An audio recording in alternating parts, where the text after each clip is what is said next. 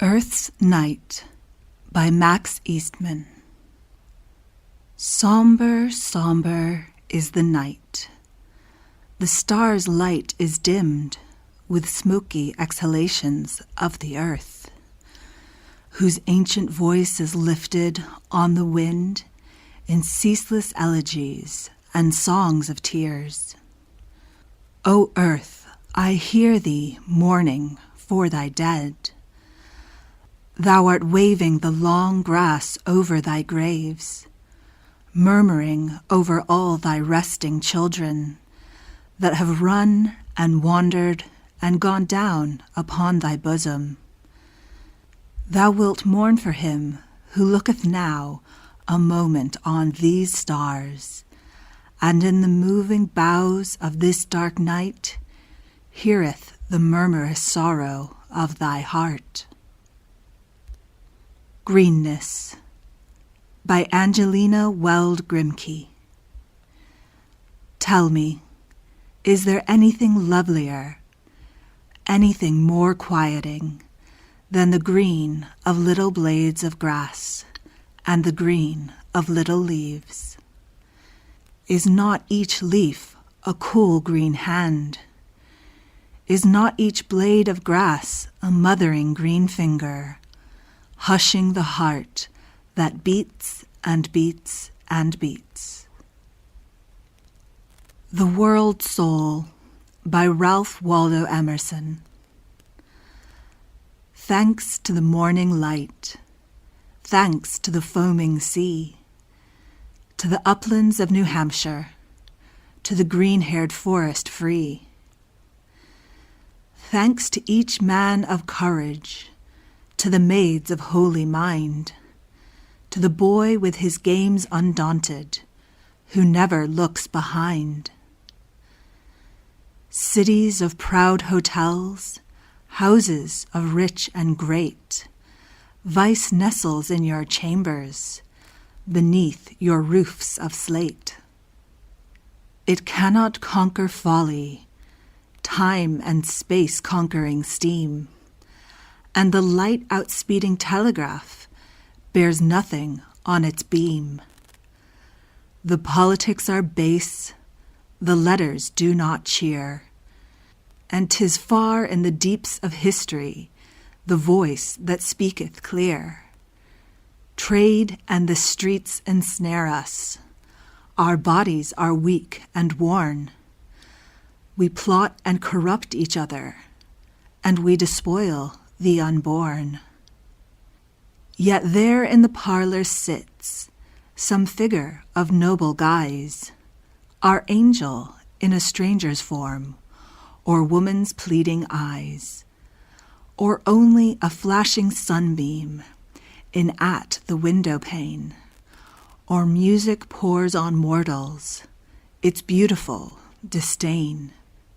The inevitable morning finds them who in cellars be, and be sure the all-loving nature will smile in a factory. Yon ridge of purple landscape, yon sky between the walls, hold all the hidden wonders in scanty intervals. Alas, the sprite that haunts us deceives our rash desire. It whispers of the glorious gods and leaves us in the mire. We cannot learn the cipher that's writ upon our cell. Stars taunt us by a mystery which we could never spell. If but one hero knew it, the world would blush in flame. The sage, till he hit the secret, would hang his head for shame. Our brothers have not read it, not one has found the key, and henceforth we are comforted. We are but such as they. Still, still the secret presses, the nearing clouds draw down, the crimson morning flames into the fopperies of the town. Within, without the idle earth, stars weave eternal rings. The sun himself shines heartily and shares the joy he brings.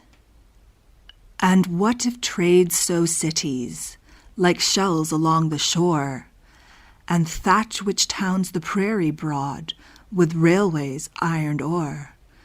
They are but sailing foam bells along thought's causing stream, and take their shape and sun color from him that sends the dream. For destiny never swerves, nor yields to men the helm. He shoots his thought by hidden nerves throughout the solid realm. The patient demon sits, with roses and a shroud. He has his way and deals his gifts, but ours is not allowed. He is no churl nor trifler, and his viceroy is none. Love without weakness, of genius sire and son. And his will is not thwarted. The seeds of land and sea are the atoms of his body bright, and his behest obey. He serveth the servant, the brave he loves amain. He kills the cripple and the sick, and straight begins again. For gods delight in gods, and thrust the weak aside. To him who scorns their charities, their arms fly open wide. When the old world is sterile, and the ages are effete, he will from wrecks and sediment the fairer world complete. He forbids to despair, his cheeks mantle with mirth, and the unimagined good of men is yeaning at the birth. Spring still makes spring in the mind when 60 years are told. Love wakes anew this throbbing heart, and we are never old. Over the winter glaciers I see the summer glow, and through the wild-piled snowdrift the warm rosebuds glow. In the Yellowstone by Harriet Monroe. Little pinprick geezers, spitting and sputtering. Little foaming geezers that spatter and cough. Bubbling geezers that gurgle out of the calyx of morning glory pools. Laughing geezers that dance in the sun and spread their robes like lace over the rocks. Raging geezers that rush out of hell with a great noise and blurt out vast dragon gulps of steam, and finishing, sink back wearily into darkness. Glad geezers, nymphs of the sun, that rise, slim and nude, out of the hot dark earth, and stand poised in beauty a moment, veiling their brows and breasts in mist. Winged geezers, spirits of fire that rise tall and straight like a sequoia, and plume the sky with foam. O wild coral fountains, forever singing and seething, forever boiling in deep places and leaping forth for bright moments into the air. How do you like it up here? Why must you go back to the spirits of darkness? What do you tell them down there about your little glorious life in the sun? Absent by Sophie Jewett.